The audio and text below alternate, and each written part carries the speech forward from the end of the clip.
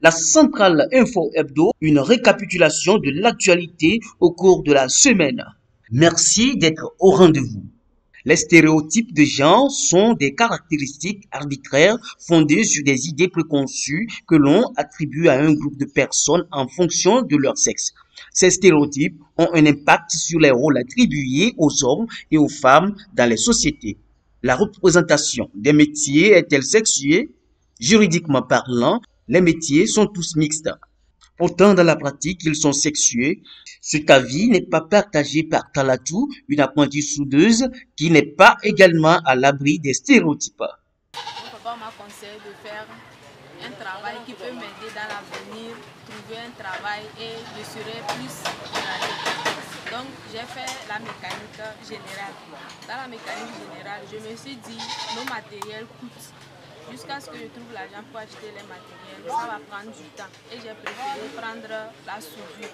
Au moins quand je vais finir la soudure, je vais ouvrir mon garage. Au moins un peu là-bas, je vais gagner pour pouvoir acheter mes matériels de la mécanique générale. C'est ça qui m'a poussé à continuer dans la soudure. Et j'aime aussi travailler, j'aime le travail des hommes. Quand je vois les hommes faire un travail, bon, en fait ça me plaît et je cherche à avoir un peu de notion dans ça aussi.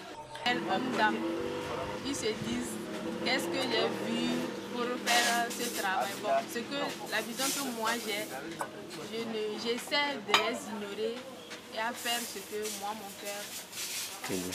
Ces dévanciers dans le métier apprécient énormément l'ardeur au travail de la jeune fille. Moi, de mon collègue, vraiment j'apprécie son travail et c'est étonnant pour moi parce qu'aujourd'hui, il est difficile de voir des filles dans ces genres de métiers comme la soudure. Le travail du fer, c'est pas petit. Donc, selon moi, c'est à apprécier, c'est quelque chose que j'ai beaucoup aimé dès le premier jour que je l'ai vu dans l'atelier qu'elle veut apprendre ce métier. J'ai beaucoup aimé et j'aimerais que d'autres filles aussi en profitent de cela pour en venir aussi. Que l'avenir, c'est quelque chose qu'on doit battre pour l'avoir. Certes, aujourd'hui, les femmes sont sujettes de stéréotypes. Cependant, la part du système éducatif du pays n'est pas à minimiser par rapport à cette réalité qui reste pour les femmes un défi à relever.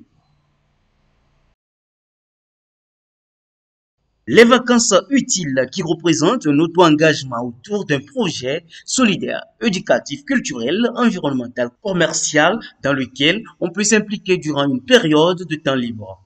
L'objectif est de progresser pour son développement personnel tout en contribuant à un projet. C'est donc dans cette logique que la centrale Togo Télévision, en collaboration avec le cabinet Sidicom CEF, ont initié les vacances utiles à l'endroit des jeunes de ce côté.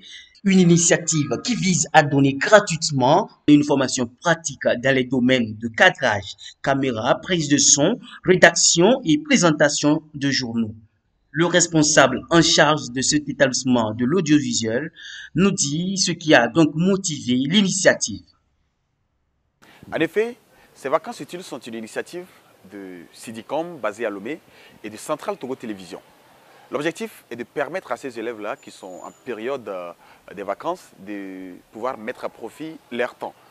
Et nous leur offrons la possibilité de pouvoir visiter les coulisses de la télévision, savoir comment ça se fait un journal, comment ça se fait le montage, le cadrage et tout ça là, tout cet ensemble-là qui donne ces images, ces belles images-là sur leurs petits écrans. Et donc c'est pour cela que nous avons initié cela. Et ainsi en même temps permettre à ceux qui ambitionnent de faire carrière dans le journalisme, dans l'audiovisuel, de pouvoir s'imprégner des bases de ce métier-là et pouvoir ne pas passer des vacances ennuyeuses. Voilà l'objectif de ce projet-là que nous avons initié. Parlons sport. Initialement prévu pour mars dernier, le coup d'envoi des éliminatoires zone Afrique de la Coupe du Monde Qatar 2022 a été finalement donné le 1er septembre 2021 sur le continent. Six rencontres étaient au programme de cette première journée avec un alléchant Sénégal contre Togo joué au stade Lat Dior de Thiès. À l'occasion, les Lions de Terenga, première nation africaine au dernier classement FIFA, n'ont pas manqué de rassurer leurs supporters en venant à bout d'une volontaire équipe du Togo en pleine reconstruction sur le score de 2-0. Avec une telle entrée réussie dans la compétition, le Sénégal se positionne comme l'un des sérieux prétendants à l'une des 5 places qualificatives du continent africain.